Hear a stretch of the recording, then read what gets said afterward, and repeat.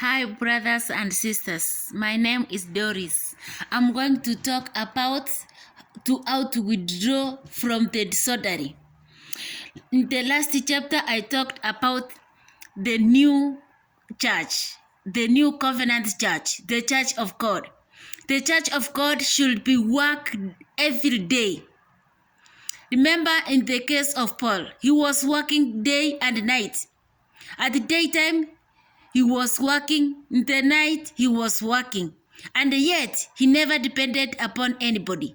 He ate the bread of his hands. He was a tent maker. So there's no excuse for a Christian to say, how can I work every day? How can I eat? How can I feed my children? How can I teach my children? Remember, Jesus said that, seek the kingdom of heaven first, and everything will be added unto you.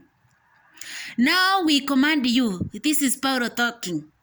Now we command you, brethren, in the name of our Lord Jesus Christ, that you withdraw yourself from every brother that walketh disorderly, and not after the tradition which he received of us. The tradition of Paul, the doctrine of the new covenant church. It has its traditions, it has its doctrine. We are not supposed to live according to the doctrine of the old covenant, but we are supposed to live according to the doctrines of the new covenant.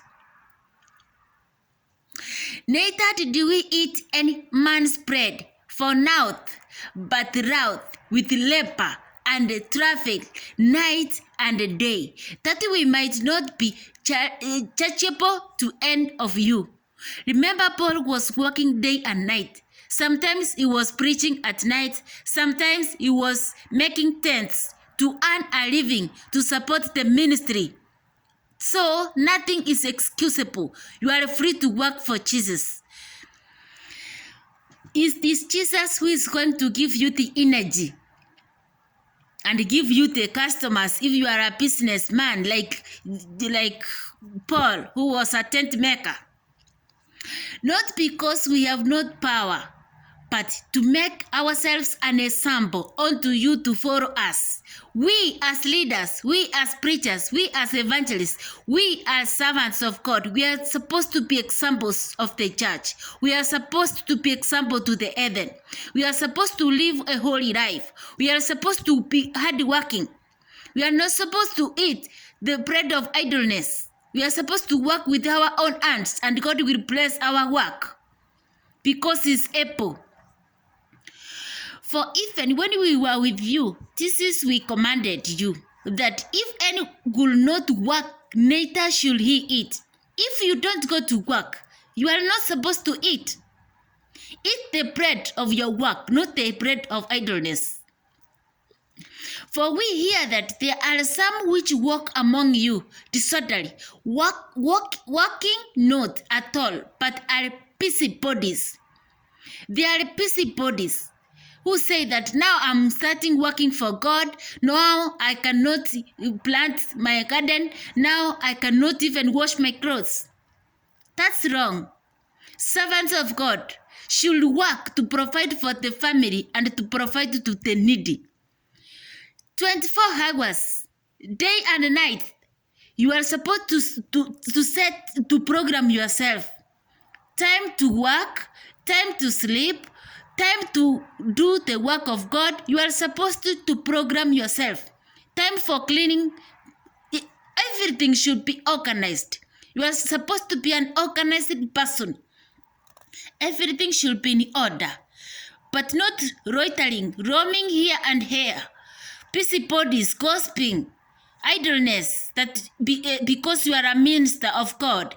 No, you are supposed to work. You as a preacher, you as an evangelist, you are supposed to work to provide for your family. Don't be a burden to the believers. You are supposed to work like Paul.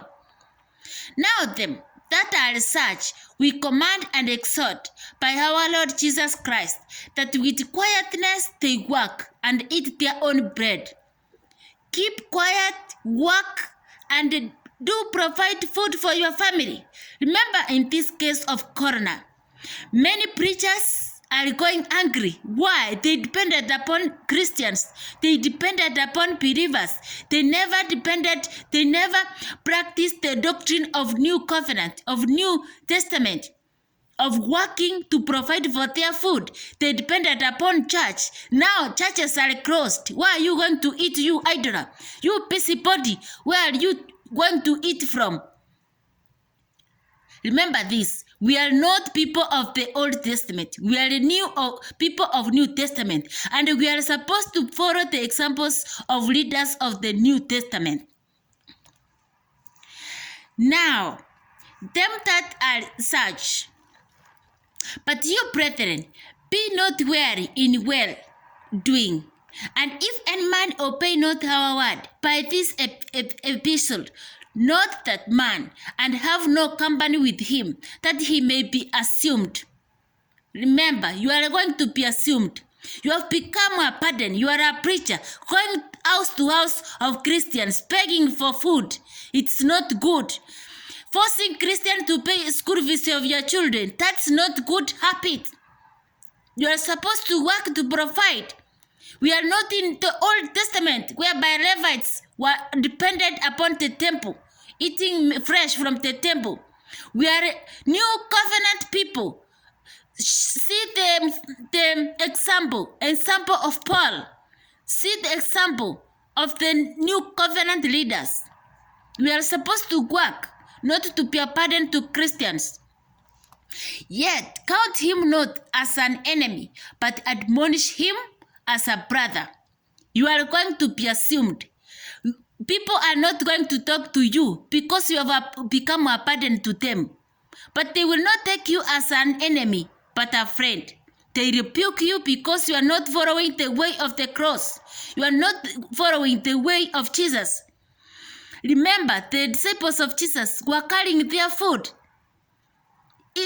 Also, remember, Jesus asking his disciples, what do you have to feed these people? Not asking people, what do you have to feed my followers, my disciples? But it is the disciples. Jesus told them, you are the one to provide food for these people. You leader, you are supposed to provide for your people. So, remember, we are a people of New Covenant, and we are supposed to be a good example. Jesus fed many times people. He fed the 5,000 people, 4,000 people. Remember, the disciples ever carried their food. So, they were carrying bread, fish. They were not being burdened to people. So remember, you, a preacher or an evangelist or any minister of God, you are supposed to work to provide, not to provide for. It is time for New Covenant. Be blessed all. Remember, I love you and God love you too.